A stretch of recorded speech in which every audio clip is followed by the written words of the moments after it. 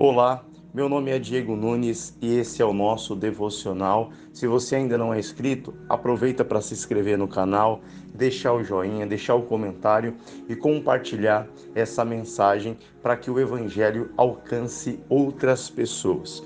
Vamos ao tema de hoje. O tema de hoje é: onde está Deus? Essa pergunta é uma pergunta feita por muitas pessoas, por incrível que pareça. E em que período que essa pergunta ela é feita? Essa pergunta ela não é feita em períodos de bonança, em períodos onde tudo está bem, onde pessoas estão vivendo a plenitude da vida, com uma saúde boa, com uma vida financeira boa. Essa pergunta não é feita. Quando algo de muito bom acontece, dificilmente alguém pergunta: aonde está Deus? Mas quando as coisas saem do eixo, quando as coisas parecem estar desmoronando, essa pergunta ela vem à tona em muitas pessoas. Então hoje nós queremos falar sobre isso de uma maneira que nós possamos dar uma resposta para essa pergunta. Algumas perguntas elas são perigosas, porque se essa pergunta ela ficar muito tempo dentro de uma mente, esta pessoa ela vai desenvolver dentro dela uma cauterização da fé. Então, provavelmente essa pergunta por muito tempo dentro de alguém, essa pessoa ela vai acabar deixando com que até aquele pouquinho de Deus que havia dentro dela se esgotasse, ao ponto dela já não acreditar mais em nada. Acredito eu que quando uma pessoa ela desacredita de Deus, ela está se enganando quando ela diz que ela acredita em alguma outra coisa, porque Deus é o centro de todas as coisas. A partir do momento que eu me afasto de Deus, eu estou como uma bomba relógio, uma contagem regressiva para uma destruição. E será que essa destruição vem de Deus porque Deus ele vê que essa pessoa ela não quer mais saber dele e Deus ele fica muito zangado, Deus ele fica muito chateado e ele decide destruir essa pessoa? Vamos responder isso hoje aqui através desse devocional. Então, muitas pessoas diante da maldade, violência, de tudo que é ruim fazem esta pergunta. Porém, se você ler os livros que dissertam sobre os reis de Israel, ou seja, o povo de Deus, veremos muitos reis que reinaram da pior forma possível, porque Deus permitiu que essas pessoas ruins reinassem sobre o seu povo. Por que será? Vamos descobrir isso? 2 Reis 21, versículo 1. Tinha Manassés 12 anos de idade quando começou a reinar, e 55 anos reinou em Jerusalém. E era o nome de sua mãe, Refzibá. E fez o que era mal aos olhos do Senhor, conforme as abominações dos gentios que o Senhor desterrara de suas possessões de diante dos filhos de Israel. Porque tornou a edificar os altos que Ezequias seu pai tinha destruído, e levantou altares a Baal, e fez um bosque, como que fizera Acabe, rei de Israel, e se inclinou diante de todo o exército dos céus, e o serviu, e edificou altares na casa do Senhor, de que o Senhor tinha dito: em Jerusalém porei o meu nome. Também edificou altares a todo o exército dos céus em ambos os átrios da casa do Senhor. E até fez passar o seu filho pelo fogo, e adivinhava pelas nuvens, e era agoureiro, e instituiu adivinhos e feiticeiros, e prosseguiu em fazer mal aos olhos do Senhor, para o provocar a ira. Olha o nível desse rei aqui. Ele fez, acredito eu, que ele pegou uma lista de tudo que não se deve fazer e ele começou a fazer. Passou a servir a outros deuses, passou a levantar aquilo que Deus já tinha derrubado. Ele fez de tudo, e aqui no último versículo deixa bem claro prosseguiu em fazer mal aos olhos do Senhor para o provocar a ira. Aí você pode me dizer, Diego, mas ele plantou algo muito mal e ele vai colher. Só que ele é o rei. E como ele é rei, todos aqueles que estão sobre o seu governo também vão sofrer. Todos aqueles que estão abaixo da do seu governo, de suas decisões, todos vão sofrer. Aí muitas pessoas podem me perguntar assim, Diego, mas é justo? Se ele fez o que era mal diante dos olhos do Senhor, por que o povo havia de sofrer? Vamos lá, no final de tudo aqui, nós teremos resposta para todas essas perguntas. Então vai anotando aí, aonde está Deus? Será que Deus, ele, quando alguém não quer saber dele, que alguém o rejeita, o Senhor fica bravo e aí decide tirar o emprego, fazer essa pessoa ficar doente? E essa pergunta agora aqui que surgiu. Por que se o rei errou, por que todo o povo tinha que sofrer as más decisões de um rei? Vamos lá? Mas para responder essas perguntas, vamos onde tudo começou. Primeiro, no Jardim do Éden, no paraíso, existia uma liderança divina, mas o pecado fez com que esta liderança saísse de sobre o controle do homem. Então o Senhor, ao entardecer, ele visitava o Jardim do Éden, visitava o homem que lá estava, conversava com esse homem, dava instruções para esse homem, acolhia esse homem espiritualmente, acolhia as necessidades desse homem no quesito emocional. Então o homem era governado por Deus, esse homem era o Adão. Mas como todo mundo aqui sabe, o que aconteceu? Tanto Eva como o Adão se deixaram ser enganados pela serpente, que é Satanás, e aí o homem perdeu essa liderança. Você vai perceber que dali para frente vão nascer Caim e Abel, onde acontece o primeiro homicídio da Bíblia, e dali a alguns tempos a terra está cheia da maldade, ao ponto do Senhor olhar aquilo ali e aquilo ali o incomodar de tal forma. A maldade estava tamanha. O homem descobriu uma maneira muito ruim de resolver as coisas, que era matando, que era fazendo a maldade, que era maquinando o mal, porque o governo que estava sobre a vida do homem era o governo divino, mas o pecado trouxe um governo da maldade, trouxe um governo da destruição sobre a vida do homem. E aí começou as coisas a darem errado. Mas um pouco mais para frente, que é a segunda a sequência aqui, né, onde tudo começou, Jardim do Éden, e vamos ver como tudo isso aqui continuou se desenvolvendo em 1 Samuel 8, versículo 1. E sucedeu que, tendo Samuel envelhecido, Samuel um profeta, constituiu seus filhos por juízes sobre Israel.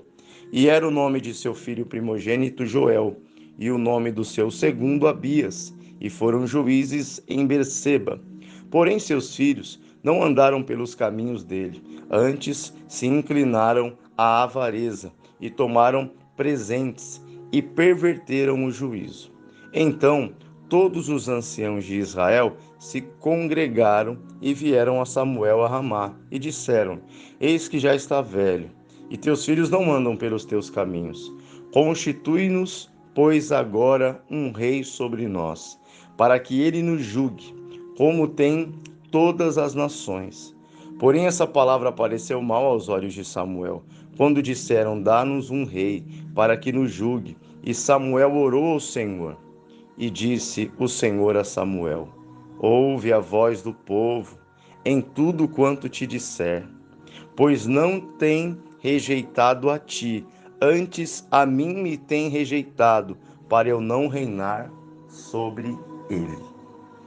Então, como Samuel ficou velho, colocou seus filhos não eram como o pai, e Isso é um assunto para outro dia. Nós vamos falar sobre paternidade aqui em algum dia do devocional e o efeito que ela pode causar na vida dos filhos. Mas aqui fica nítido que o povo chega até o Samuel e fala: Samuel, nós queremos um rei. Mas o problema era ter um rei? Não. E olha que interessante, eles estavam sendo mal governados pelos filhos de Samuel, porque eles não andavam como o pai andou. Porém, a intenção do povo de ter um rei, ela vinha aqui da observação de outros povos. Eles sempre foram diferenciados por serem o povo de Deus, mas aqui deixa claro que eles estavam observando outros povos e queriam se tornar como outros povos. Eles queriam aqui fazer com que eles deixassem de serem exclusivos e se tornassem igual a todos. Isso é uma coisa que nós que estamos buscando ao Senhor nunca podemos perder. O desejo de ser diferente, o desejo de andar na contramão. Se a sociedade acha isso, aquilo outro normal, nós, buscando ao Senhor, andamos na contramão. Somos guiados pela palavra do Senhor. E aqui se institui uma série de problemas que aquele povo vai viver. Por quê? A rejeição fariam eles estarem nas mãos dos homens, que por sua vez, desde o jardim, não andavam inclinados ao Senhor. Vão ter reis bons? Sim, mas vão ter muitos reis ruins, porque agora a sorte daquele povo está na mão de homens. O Senhor já não impera mais com a tua vontade total, porque existem reis. E já que eles pediram reis, os reis vão governar.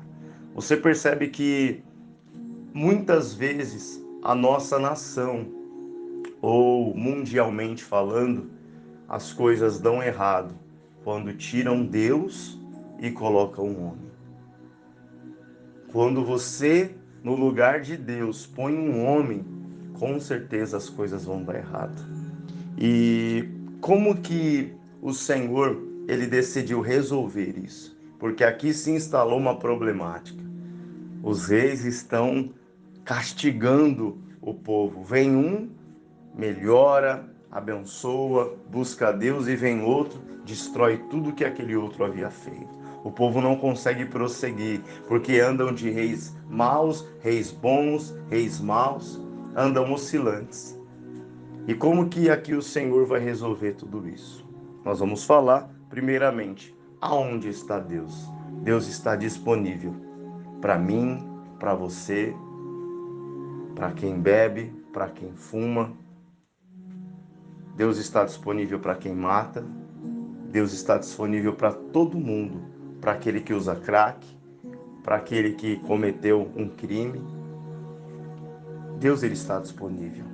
Mas para que eu possa trazer Deus para a minha vida, eu preciso me arrepender, eu preciso me converter, ou seja, mudar a direção da minha vida e colocar minha vida no controle do Senhor. Eu não estou dizendo que aquele que roubou não vai ser preso, vai. Mas ele pode até ser preso nessa terra. Mas se ele se entregar ao Senhor, a eternidade dele, ele vai viver ao lado do Senhor. Eu não estou dizendo que aquele que magoou alguém não vai sofrer as consequências de uma rejeição ou ter que enfrentar uma mágoa, sim. Mas a consciência dele, a consciência dela estará tranquila, porque agora o governo dele está nas mãos do Senhor. Então, a primeira pergunta eu respondo: Deus está disponível. Segunda pergunta que eu fiz aqui é: será que quando eu rejeito ao Senhor, o Senhor vem e tira meu emprego? Não. Simplesmente o Senhor deixa de governar a sua vida, porque a opção não foi de Deus. Deus não falou: eu não quero mais governar, mas foi o povo que disse: eu não quero mais ser governado por Deus. Então não é que a pessoa ela perdeu o emprego ela ficou doente porque Deus jogou uma maldição. Não. Muitas coisas acontecem porque o Senhor não está lá para nos proteger. Ou tem coisas que acontecem com algum tipo de propósito. E eu estou aqui para te dizer, quando eu vivo sem o governo de Deus, eu vou viver dias difíceis. Porque o Senhor é quem nos consola, é o Senhor quem cuida de nós. Tem coisas na nossa vida que nós não teremos uma explicação imediata. Só entenderemos depois. A palavra que diz tudo coopera para o bem daqueles que amam a Deus. Mesmo sobre o governo dele, eu posso viver dias difíceis. O próprio Senhor Jesus disse, no mundo tereis aflições, mas tende bom ânimo, porque eu venci o mundo. Mas uma certeza você vai ter, que o Senhor, ainda que você passe pelos seus piores dias, Ele estará do teu lado, pronto para te levantar novamente, pronto para operar um milagre, pronto para virar o teu cativeiro.